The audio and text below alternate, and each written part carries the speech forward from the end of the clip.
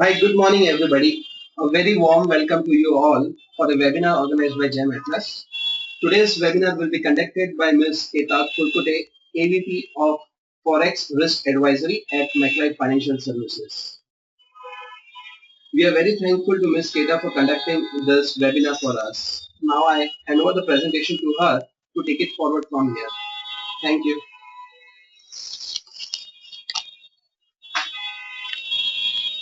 Good morning, all. I have been introduced by Swapnil. We are managing foreign exchange risk. I'm in this market since last 13 years, so I'm still learning. And we'll try to.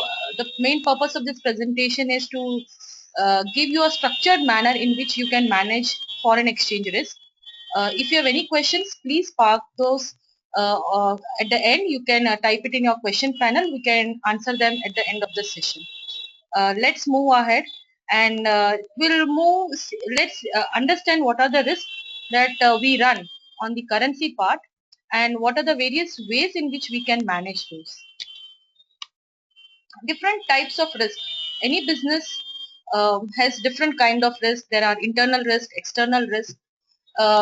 Let's keep internal risk aside. We'll concentrate on the external risk. The main risk that every business has is the market risk. A market risk comprises of equity, interest rate, commodity, credit risk, and currency risk per se. Our major focus would be on currency risk. Currency risk usually arises from the three subcategories. The one is the biggest risk, which is a translation risk, which is on balance sheet. Another is a transaction, and the last one is economic and operating risk. Let's deal this individual risk in little bit of detail. Transaction risk, we also call it as a flow concept. It's a flow risk. You are exporters, you are importers, your transactions are in foreign currency, your domestic, whatever you pay is in the domestic currency, and you have a risk on the transaction because there is a time gap between you entering into a contract and the settlement coming in. Now in this gap, because the currency markets, foreign exchange markets, you all might be aware of, they are very fluid market. Rates are not the same when you enter into a contract, so you are exposed to a risk. For example, you have transacted at rupee being at 63.50 today and your receivables are due after 3 months. If rupee comes to 62, 62 and a half, you have a loss, which is an actual loss. Now this is what the transaction risk creates in your books. So every individual or corporations who are dealing in different currencies, they are significantly affected by such kind of fluctuation.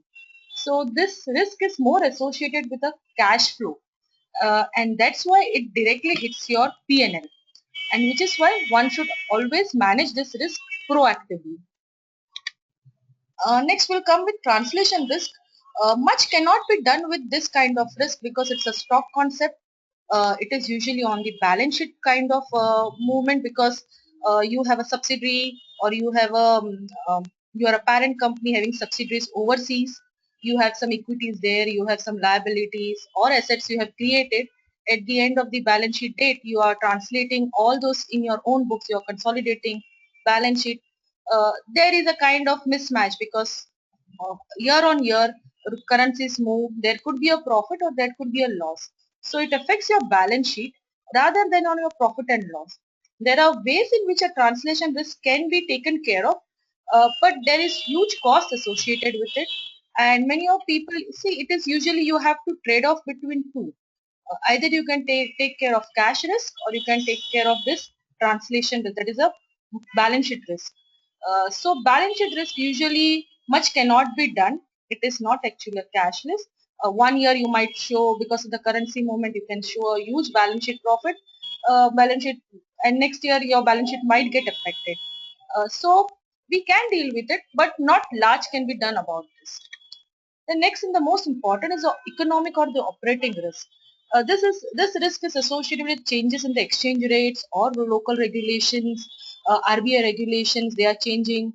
Um, Sometimes they come and put restrictions on receivables or payables. The way you hedge it, the way hedging has to be done, and even while it if even if it affects, if future your exchange rates are going to move, your competitors exchange rate is going to move, it will affect your business as well. I have just cited some example. If you're a competitor, for example, we have a lot of exporters who are in textile business. Majority cotton prices are very fluctuating. If their competitor is from Pakistan and the Pakistan currency weakens, exporter over here they face a economic risk because they could not be competitive. Similar is the case with an importer.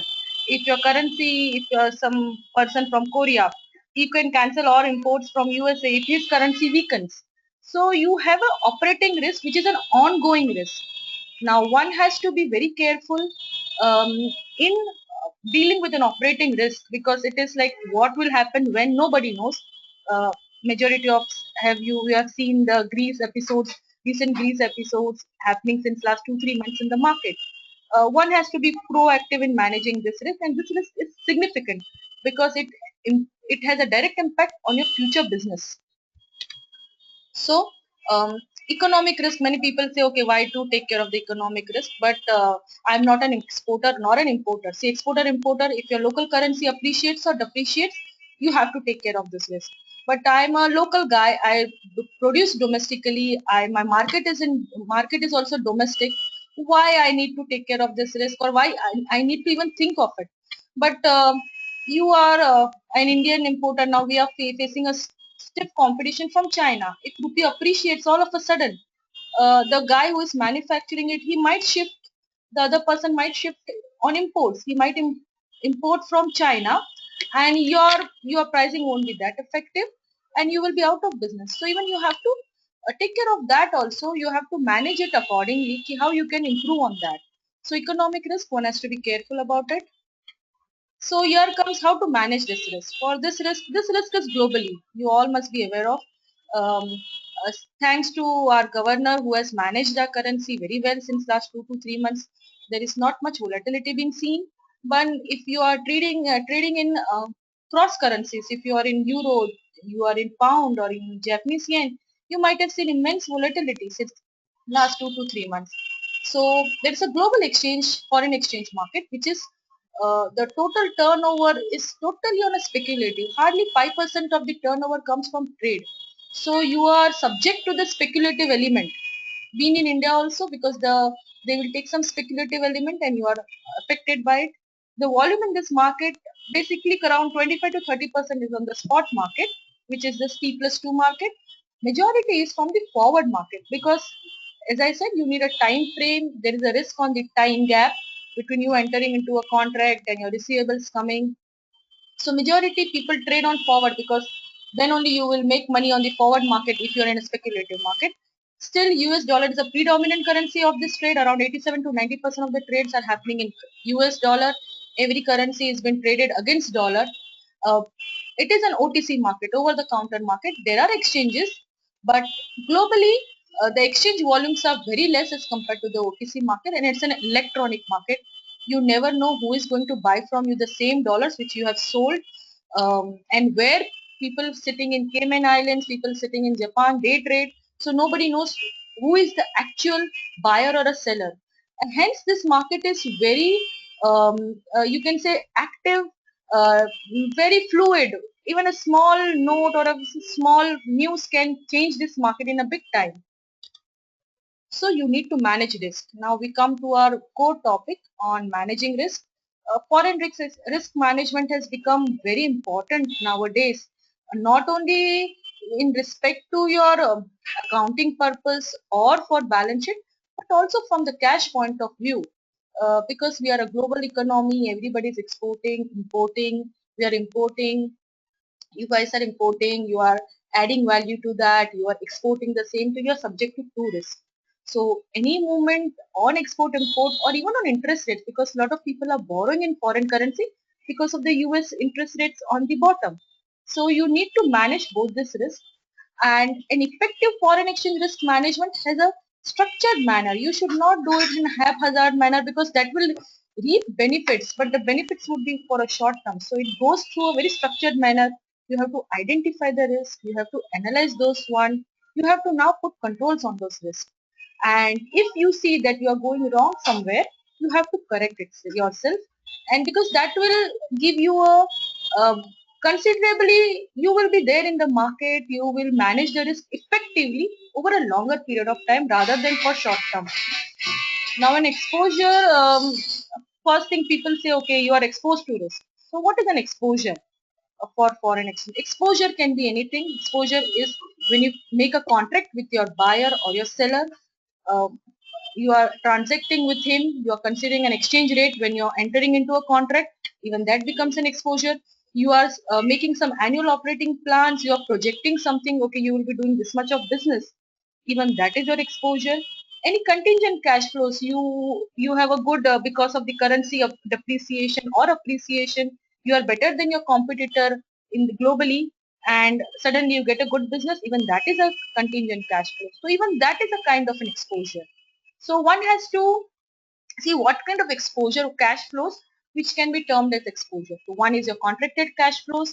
You have taken a loan, you have interest payments and receipts on fixed or floating. You have borrowed funds, so you have foreign interest rates and any other exposure which are open, which you have not converted into rupee, and you don't know the cash market or the cash rates, what are the cash flows. Those are the open exposure. So how to go about it? Usually, broadly, a foreign exchange management strategies or style are broadly into three. One is a reactive one, frequent in and out. You trade on it. Okay, you are seeing 63.50, you are seeing 64, you are seeing again 63.50, you buy, you sell, you again buy. It's a reactive strategy. Um, Next is the most inactive strategy. What I have to do with foreign exchange market? Let it be open. You are leaving everything to the future, which is not a good one at this moment of time. The third, which is ideal one, is a proactive. That is, you hedge yourself, taking into consideration some parameters. So these are the broad three strategies which we can again come to a, we will see how this can be again clubbed to a very structured manner. So for managing foreign exchange risk, first of all what we need to do is identify your exposure. You have to sit, you have to see, okay, this is my 2014 15 or 15 16, what kind of exposures I will have, what are the confirmed exposure, contingent exposure, um, what are the probability of the some new business coming in. After that, we have to set benchmarks. I will deal with benchmarks in the later session, but there are certain benchmarks which gives you a guiding principle. It's a decision making tool. Okay, I need to hedge right now.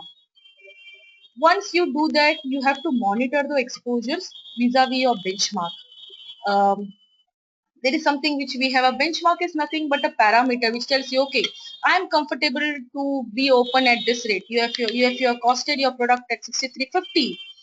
What kind of risk you can take in this market? I can take it close to 63. Okay, I can wait, but anything below 63 I cannot afford to wait because that will be my cash loss. So then you have to compulsorily hedge. So you have to monitor your exposure vis-a-vis your benchmark. Once that is done, then you have to now consider, okay, what kind of hedging you will be doing to protect your benchmarks. There are different tools available on hedging. So what would be your hedging principle, your tools on hedging? Now don't consider, okay, you have hedged the exposure, your work has been done, you are safeguarded. No. As you know, these markets are very fluid. You have to review and report those hedging, new exposures. So very important is constant monitoring of the same. If you're going wrong somewhere, you have to correct yourself at the right time. Believe me, from my experience, I can tell you, um, you people usually say, okay, why to spend so much time, so much energy, so much money in this business and managing currency risk? But people who have done it over a longer period of time, they have been always been taken care of in some event risk or in sudden shocks, which we have seen from 2008 since Lehman crisis, and even today people are feeling the brunt because of the Greece crisis. So this structure will help you from burning your hands in any kind of unwanted risk. So we have discussed this risk identification. You have identified your exposures. Now you have to just make the schedule. Okay, what are your exposures? Now these exposures can be your currency cash flows, which you are very certain you have entered into a contract. You know that you have the visibility. Okay, when my this cash flows will be there. You know the schedule. You identify, analyze accordingly. Is there any unpredictability of those cash flows? Then you have to segregate. Okay, I know from my $100 I am going to receive this 50 on time, but this 50 I might not receive, or there is a kind of uncertainty. Okay, this I have to deal it separately. Is there any mismatch? Now, many of you clients, majority of you have both inflows and outflows. You are importers as well as exporters. People usually say, okay, I have a natural hedge.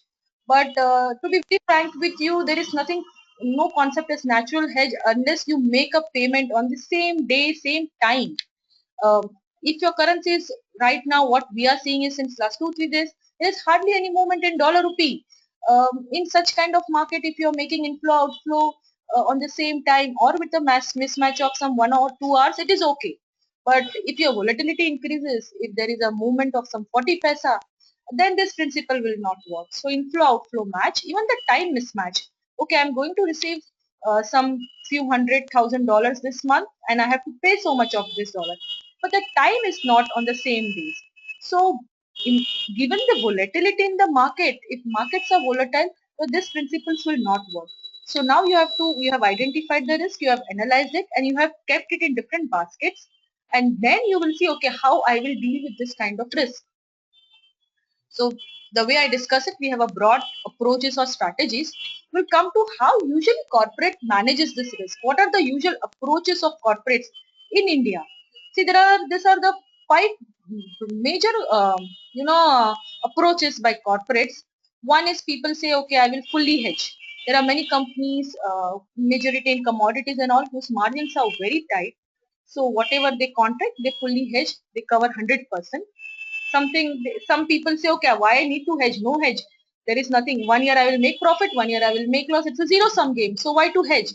So they are saying, okay, I won't hedge anything. There are some people who are saying, okay, I will partially hedge, say 50% or 60%, 40% I will leave it open, let my fate decide for me what I will get. um, Another one is the selective hedge. We'll come in detail with that. And the last one would be the trading. Okay, market is giving me an opportunity. I will do 4 5 times in and out, and I will just try to manage my cash flows. But will this really help? Let's see the pros and cons of each in detail. Full hedge, you are certain about your cash flows. Okay, I have contracted at 63.50, premium 50 paisa, you are getting 64 for sure. Costing is protected. Once you are 100% covered, there is no need for you to again go into the market, track the rates, track the news, this and that. So little management, time and effort is required. But the one biggest drawback of this strategy is you are losing onto the opportunity. If because of certain factors, if rupee depreciates, it comes to 64, you are 100% hedge. How can you improve your average? You cannot. So there is an opportunity loss in this.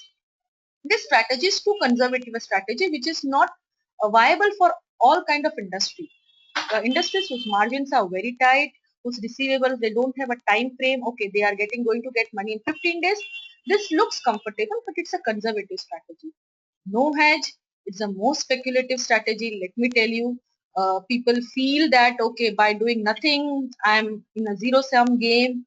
But you can definitely improve from the zero sum game. Whatever you are getting on your books, you can definitely improve your cash receivables, even with payables. There is always a destabilization of cash flows. If rupee depreciates and you are a net exporter, you are very happy. But if it appreciates, then again your cash flows will come down. Costing rate can get threatened. There is windfall profits, but even there is a potential of huge losses if rates are not in your favor. Even in this management, you know, no need to put much of time or efforts because you're doing nothing. So that is a big drawback. And the pro that you're doing nothing. So you don't need people, you don't need time, efforts, nothing is going on to manage this risk. Trading, trading or the frequent in and out strategy, you are frequently booking cancellations, you are taking a bet on the cross currencies. It requires constant monitoring, time and effort is required. Here you are taking additional risk. What I would say from my experience is, uh, this kind of approach is good for the people who have a huge treasury team at place. You have good investment in infrastructure. There are good controls also, because sometimes if you're taking a too much on the trading and people don't monitor it, your entire profit will get eroded. So you are taking an additional risk to safeguard a risk. your more of the time goes into a market uh, which is very fluid, which is not your business. Rather, one should concentrate on business and business profits rather than look at the speculative element and concentrate on that. um, it is a riskier strategy, but definitely it is not riskier than a 0% covered strategy where you do nothing. Here there is at least a chance that you might do something. And next is the partial strategy. It is not an optimal strategy. You are doing just an ad hoc one. You are just taking 50% cover and you are sitting tight. Then you are doing nothing. To a certain extent, it's okay, but it is not an optimal strategy. What is the best strategy that the corporate do, or the Indian corporates prefer, or even the world corporate prefers? It is a selective hedging. Uh, they monitor the markets, they have a view on the market, they know about their costing, their own risk limits, risk cushions, and they cover at an attractive rates or the rates which are better of any uptake in the market.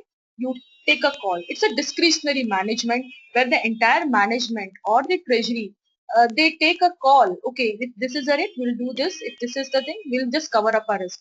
So you are constantly monitoring this market. It requires more time, more effort, but definitely it will reap you benefit. You are one step ahead of any shocks in the market because you are very much in touch with this market. It is an optimal strategy, and even we recommend corporates to have this strategy rather than saying, okay, I will do nothing, I will do 100%, or I will trade. No, you are not in a trading business. Your actual business is gems and jewelry. You should concentrate on this, and you should manage this risk effectively so that you can actually produce on those on your business pro side. Once you have identified the risk, I told you that we'll be taking benchmarking separately.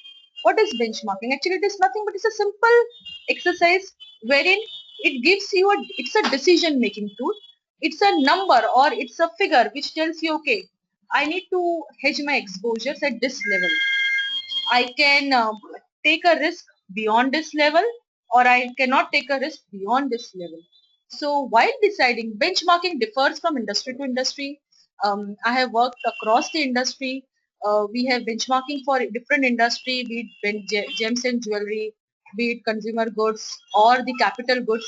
It depends on your risk, on your business, on your effectively dealing with business and risk. Um, while deciding on the benchmark, what is the validity of the benchmark? Whether you have a stop loss policy. Okay, I have taken a contract at 63.50 or 64. um, let's see, I have built in some costs in that. I have taken care of all the market fluctuation.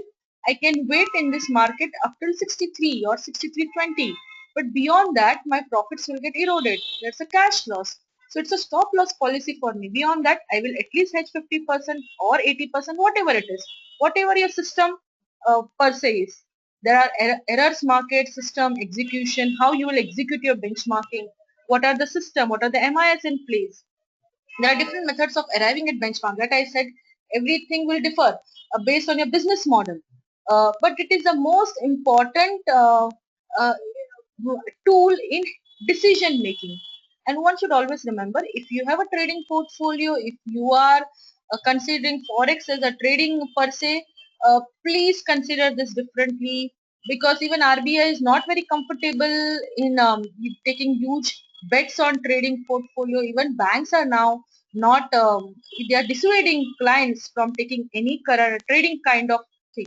So you have to maintain this separately. So if you are benchmarking, benchmarking should be different for hedging, it should be different for trading portfolio. What can be kind of benchmarking? Sometimes it is just RBI reference rate. Okay, I have taken an order today, I will benchmark at this RBI reference rate. Personally, I don't feel many of the corporates are following this because it is a lag. It is not a market determined benchmarking system. Somebody take, okay, I have contracted today, it is for 6 months receivable or 3 months receivable. Let me benchmark it at a forward rate from today. If I am getting anything better than that, I will take the covers, or if I am getting less than that, I will improve my covers, or I will my stop loss get hit. Something other is called risk adjusted exchange rate. It is a forward rate on which you put a risk cushion or a risk appetite based on your business model, based on, okay, you have a bottom line of some X, how much percentage of this X you can give it to market volatility. So it's a risk adjusted exchange rate which differs from industry to industry. and benchmarking is based on this. Once your benchmarking is done, you are monitoring your exposures. What next? Next is hedging. Now you have taken a call to selectively hedge. What are the instruments which are available in the Indian markets? You have forwards, you have futures, you have options, swaps are there. Swaps might not be that of great use for industry like you because there is no much borrowing. It is usually for ECBs and all. But this market, forward market, you are very well aware. It is there, and we have used volumes on futures as well. So forwards, it is nothing but you are taking an opposite position in the market from the current positions what you have. For example, you are going to receive dollars after 6 months. You sell in advance today. You are going to receive it, you sell it in advance and fix a rate. Same case with importer. If you need to make the payment, you have to send the dollars. You buy dollars in advance. It is an OTC product. You have to take this forward contracts with the banks. It is available in most major currencies and on G10 currencies. The forward markets are liquid up to 1 year. So up to 1 year, you get rates on the screen. Markets are very liquid. You can actually negotiate on the rates, and it is it is a kind of what are the premium you are going to get. Moreover, in this markets, first of all, because you need an underlying, it's a deliverable market. You can definitely cancel the markets if your order are not in place, but it's a deliverable market. uh, what is the biggest disadvantage of this market is because you are hedged it, you have to make good of it. So it restricts any chances of gains in case of a favorable movement. Today rupee 63.50, I have taken 50 paisa as my premium, I have hedged at 64. If after 15 days if rupee goes to 64, your contract what you have entered into, it looks to be in a loss, but actually it is not a loss because on the contract on what you have taken a forward, you might have priced it below 63.50 or at 63.50 and market has given you a 50 paisa premium. So it is a market premium. You have a business profit also and this is a market determined. But definitely it restricts chances of gains in case of favorable movement. Futures are similar contract to forwards. It is only the only difference is it is an exchange traded product. You don't need to give any underlying for it. Um, in the case of OTC, you have to show, okay, I am going to get this dollars, so please book my dollars. So you have to show your underlying. But in case of futures, there is no underlying required. But futures market are not that liquid as the forward markets. Forward markets are liquid up to 1 year. In futures, you will get good pricing up to 3 months.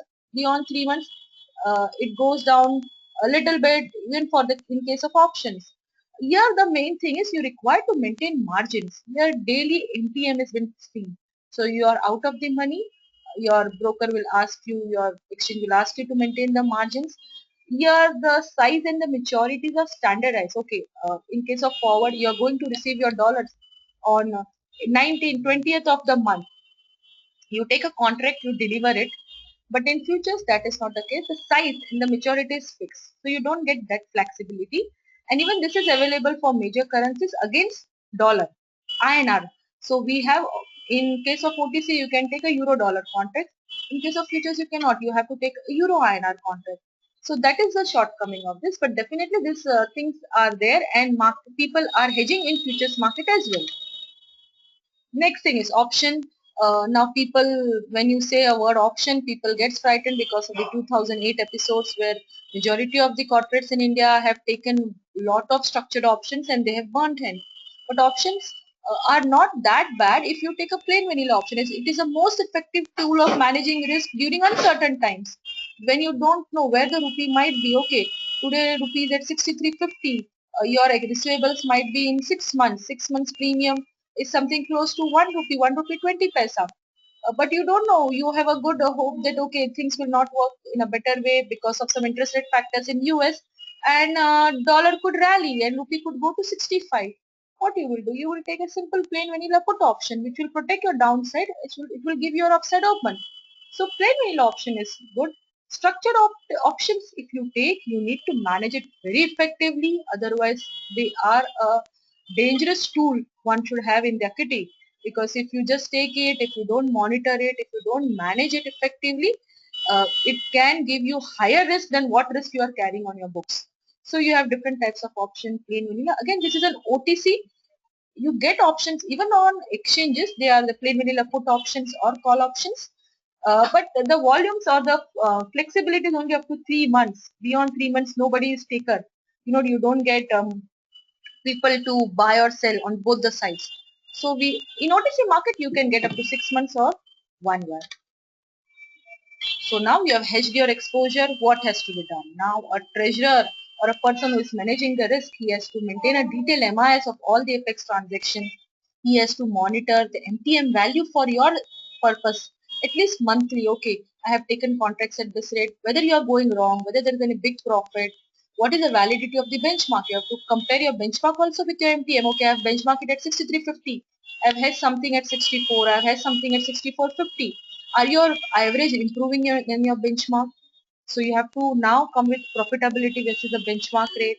If your system has some take profit or stop loss, whether it has been achieved or your stop loss has been breached, if there is any reason for you to revise the benchmark because you are facing stiff competition from your other emerging markets, you are not viable. So do you need to actually change the benchmark rate?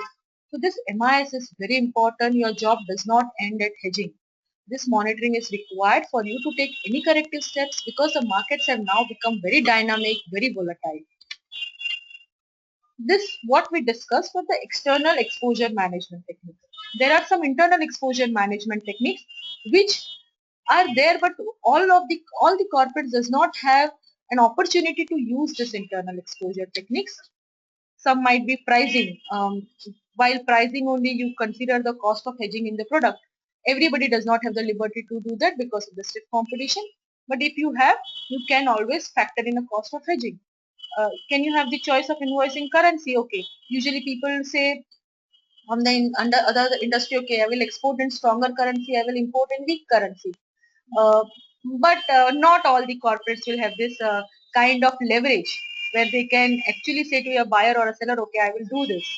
There is something called as netting and offsetting. You might be doing it, you net your receivables and payables and you only take care of the net exposures. Yes, you can do this to a certain extent, but if your payables and receivables are sizable and there is a time mismatch, there is a cash outflow mismatch, it makes sense to treat them separately if you have a good treasury team in place. Next is the leading and the lagging in technique, wherein if you have a view of the currency, what you will do, okay, I feel rupee will weaken. What you can do, you can make all advances in payables and you can postpone the receivables. Um, can you do that? Sometimes yes, sometimes no. Can you extend credit period for your exports? You can prepone import payments when its rupee is expected to weaken sharply. You can do that.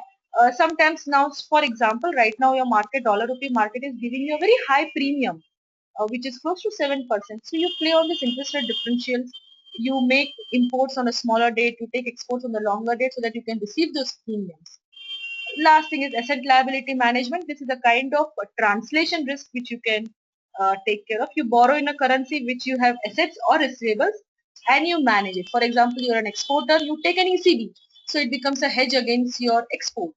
Uh, every time you cannot do these techniques, hence we have to rely on the external exposure management techniques. But definitely you can play with this also. So what is required for a successful forex management? Let's come to the main core thing. First and the foremost, you need to have a good understanding of all the hedging methods, instruments available in the market, regulations which are governing you, what has to be done, what not has to be done, because everything depends on how you hedge in this market.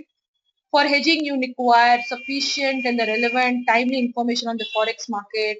What are the ongoing rates? We know a lot of clients who call up banks for taking forward covers, and banks give them a rate which are not the market rate. It is away from the market rate. So you need to have that information in place. Okay, what is the ongoing market rate? Even a 10 paisa saving on a $1 million or $1 lakh, it's a sizable amount. So you need to graduate on those levels. You need to have a good information on that. You definitely, people say, okay, why I need all the Excel sheets, why I need to manage it, but MIS is important. You need to monitor your performance because this helps you to take corrective steps when things are not going right for you. Next is you need a sound judgment and discipline in this market. People who are not disciplined in this market, they have burned their hands in all the kind of different events we have seen in last 5 to 10 years. You need a good judgment. Okay, what will be the currency movements? You can take help in this from your bankers, from consultants like us who will guide you on the new movements, on what has to be done, what should be the discipline that a corporate needs to maintain. So in a nutshell, you have a risk management style are usually you have a no hedge, which is a high risk, low cost strategy. You are fully hedged, 100% is a low risk but a high cost because you are losing onto the opportunity, which market gives you time and again. And the most appropriate which Indian corporates follow is selectively hedging based on your benchmark levels and market situation. See, you have to track the market. If you don't track the market, you will miss onto the opportunity, or even if you will lose onto the opportunity for you to correct if something is not going right. So majority of the Indian corporates focus on selectively hedging based on the benchmarking and the market styles. So you will say, okay, what is the benefit of an effective risk management? There are huge benefits. You attain your business objective. Our business objective is to make at least safeguard our profits on business, which is subject to fluctuations in the forex. So if you lower the, see, if somebody comes and tells you, okay, I can make your risk zero, please don't buy that thing from the person, because risk cannot be zero. It cannot. It can be mitigated or minimized. You have to take a risk. Without risk, there is no return. So you have to take risk, but the risk has to be at a manageable level. And effective risk management helps you to do that. Your margin get improved, your margin realization, because you are taking a premium in case of dollar rupee. You can pass on that premium to your buyer, and you can be effective in that. You can cash on with the new businesses. You have predictable cash flows. A lot of people don't know what they are going to expect in future 3 months. What they know, okay, I'm going to get this much of dollars. But what about rupee? Your payments are in rupee. You have to make payments in rupee. So you get a predictable cash flows. Definitely, it gives you fewer unpleasant surprises. Like I said, you cannot make risk zero. You can minimize it. So whatever unpleasant surprises are thrown by market, you are ready to deal with it. It facilitates continuous monitoring and reporting because you are in the market, you are monitoring, you are well aware of the things happening around you, and it helps you in dealing with the business risk in better way. Better delegation with sufficient controls because you have a treasury team. Business can the heads can look up after the business.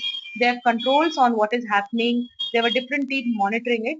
And if you're a listed company, definitely these things have been shown in your reflected in your balance sheet, in your P&L, which enhances a shareholder value.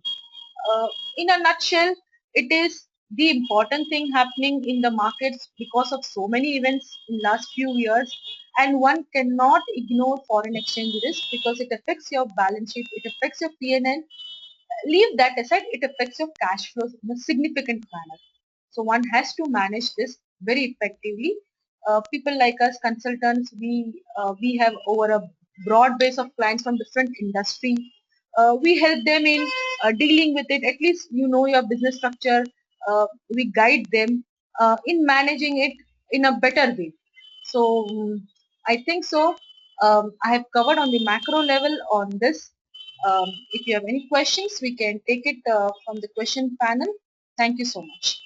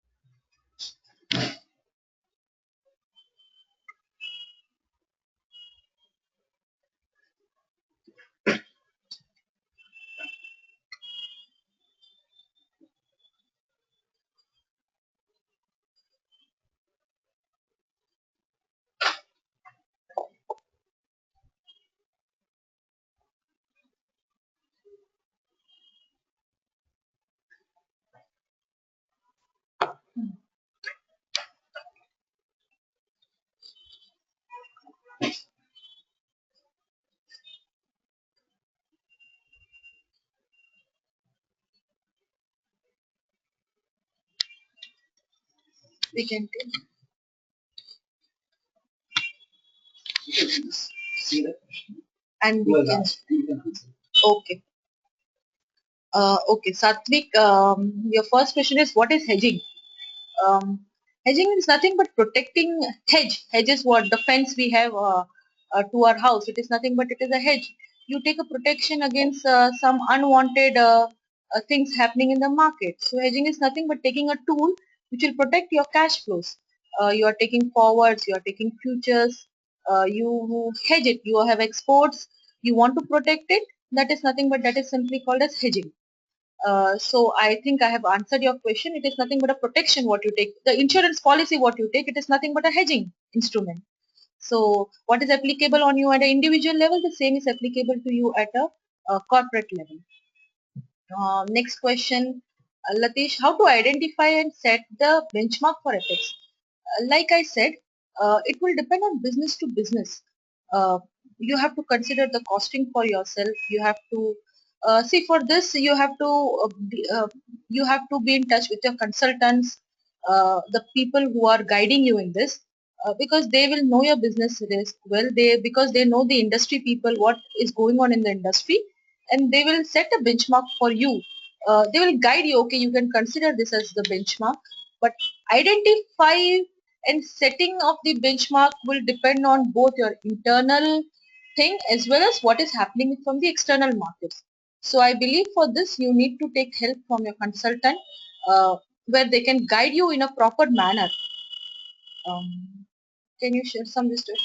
Minimize transaction risk. Like I said, for yes. The third question from Bhavesh is, can you share some views to avoid or minimize transaction risk? Transaction risk to avoid, need to do hedging. Bhavesh, you have to take forward covers, futures or options wherein you safeguard a costing or a receivable for you for some rate. So to minimize transaction risk, you definitely have to go for a hedging. No hedge will not work for you. The next question, we are into exports and margins are too less. How do I select if I go for full hedging or no hedging? The credit is 2 to 3 months. From Palash. Um, okay, Palash, I know all the exporters have less margins nowadays, and people, even our clients, they are coming to us and they are saying how we can do it better. Um, I personally feel whenever you get a spike based on your costing level and dollar rupee market is giving you a good premium of 7%, uh, try to hedge exports and imports differently if you have a sizable number. That will help you. Um, I think so. Or else you have to net it off and you have to see what you are net exporter or an importer. Next is what is the difference between arbitrage and hedging? Ajay, there is a huge difference between arbitrage and hedging. Arbitrage is between the two markets where the same instruments are dealt differently, having different rates. Usually arbitrage is not more than 1 day or even 1 minute. People capture, arbitragers usually sit just to capture it. You have profit on one side, you have loss on one side, and it gets set off. So you have to run the two sides. Hedging is something different. Hedging is you are actually safeguarding your receivables or your payables. So that is a big difference. Arbitrage, you have to constantly be in the market. You have to be on the screen to take care of some arbitrage opportunity. Which is better? I personally feel if you are in this business, definitely a hedging is better than arbitrage, because arbitrage is purely for the traders. It is not for the business. Next question, what is the major impact on rupee? The Fed cutting and increasing interest rate. Samir, I think so. We charge for this question. Uh, this is our advice, but broadly, um, uh, even if the chances of Fed cutting interest rate, which will have a huge impact on our currency will become very volatile, because if you see since last Fed has given quantitative easing since 2009, and there is a cheap money moving in the market in form of FIIs, in form of ECBs. You look at our numbers, the corporates which have borrowed, huge corporate borrowings are there, and even a slight change in the interest rate will definitely impact their debt servicing. So definitely you can see a negative impact on the rupee, and even on the hot money you can see a definite, because nobody is adjusting their portfolio. which RBI is saying time and again, please importers or the people who have borrowed funds, please hedge your portfolio, but nobody is doing that. So definitely it will be having a great impact. Forum, what is your advice to go for 50% partial hedging or 100% full hedging? I will advise don't go for either because they are not the optimal strategy. Forum, you have to deal it in a very selective manner. Look at your costing, look at your cash flow schedules, manage it, because market will definitely give you an opportunity and you have to cash on with the opportunity. So if you're a very conservative player, I don't think so you should be, because you might be facing a stiff competition from your competitors on 100% full hedging. Partially, it is not an optimal strategy. Might as well, I will say, hedge selectively. Whenever there are spikes, please go ahead with that. Can you revisit the process information about internal exposure management techniques? Dipal, I have mentioned it on my slide. It is self-explanatory. Basically, all the corporates, especially people from your industry, don't have the liberty to use internal exposure management techniques effectively, because given the stiff competition from the global market, even from the domestic one also, you don't have a say in choosing the currency, because we are still the takers. Dollar is a predominant currency. If your buyer says, I want money in dollar, you cannot force them, okay, you accept rupee or you accept some other currency. So that is the case. Next is, what is hedging? Satvik, I have explained that in the start of the Q&A. Next is, to get into options, what is the minimum amounts required? Can it be as low as 10,000? Meher, no, sure. No, actually, you are talking about euro. Now, what kind of options? You are talking about options on OTC, or you are talking about options in exchange traded?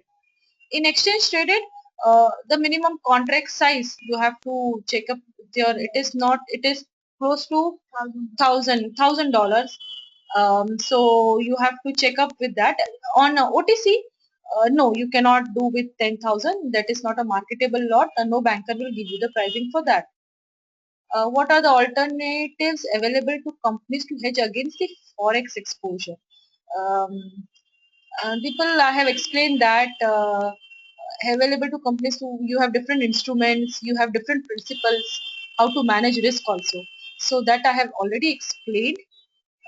Does hedging against gold rates work on similar principles on forex? Benifer, no. It differs. It differs on the business model, because there are a lot of companies who actually, they don't buy gold outright. They borrow it, so they have to repay that gold again. So it differs. Commodity, your gold rates management will have two aspects: your commodity risk and your currency risk, which you are running on gold. So the hedging principle will differ. Per se, your benchmarking will be thick, but for gold commodity, you have to track the gold markets as well. So the principle will slightly differ from the foreign exchange, because you are running two risks. Why is US dollar so volatile? Satvik, if it will not be volatile, how will be in this business? Jokes apart, see, dollar will always be volatile because it is a reserve currency of this world. Everybody is exporting something or other to dollar, and you are getting dollar in return. Things are moving. Dollar will never be pegged currency, because that is not the way the markets will behave. It will be more volatile in coming times, because a lot of things what they have done in the past will have repercussions now, and more integrations and the more quantitative easing, you will see a volatility in the US dollar, and the more and more people invest, MNCs coming here, you will see much more volatility in the currency. 100% means too conservative, wherein 50% one can make more profits if the market moves in your favor, or vice versa also. Ajay, you are right. Uh, but again, you are thrown open to market is in your favor or not. You are open to the market predictions. If you are monitoring it, well and good. If you are not monitoring it, this strategy will not work for you. I personally feel, why 50%? If you feel that you have a view on the market, 63.50 looks to be very attractive and rupee might appreciate from here, you can take 60% cover, 70% cover. Now that is what we call selective hedging. So You have to track the market when you are doing, you are saying, okay, I will cover 50% because you are open to the market risk. I had asked a question, why is USD so volatile? Satvik, I answered your question. The fundamental reason is US dollar is the reserve currency of this world. US dollar is not a pegged currency. Everybody is borrowing in dollar. There are receivables, there are payables in this currency. Volatility comes from the demand and supply mismatch. Till the time there is a demand and supply mismatch, prices will move, hence market will be volatile. I think so I have answered major questions. Anything else you can just put here. We'll get back to you as and when. Thank you people for this learning session. We have Okay. one more. You have one more. Okay. Which businesses are the least risky for Forex? Satvik, there is, first of all, when you say you are in business and you say least risky, these are the contradictory statement. In business, there is nothing called as no risk. Is because you are in business, because there is a risk and you want to have a high return. Without risk, there your businesses will not be profitable. So which business are the least risky to Forex? I personally feel there is no business which is least risky to Forex. Once Forex comes into picture, risk starts at that same moment. Higher the risk, higher is the gain if you manage it effectively. So if you're looking for a least risky business, I think so. Even people who are into domestic market, even they are affected by any movement in foreign exchange, because you get affected if your currency appreciates, your importers start coming up, they jack up from China all the goods, they dump it here, you are out of the market. So there is nothing in businesses which are less risky to Forex. Forex is the big risk on this planet. So you have to manage it effectively.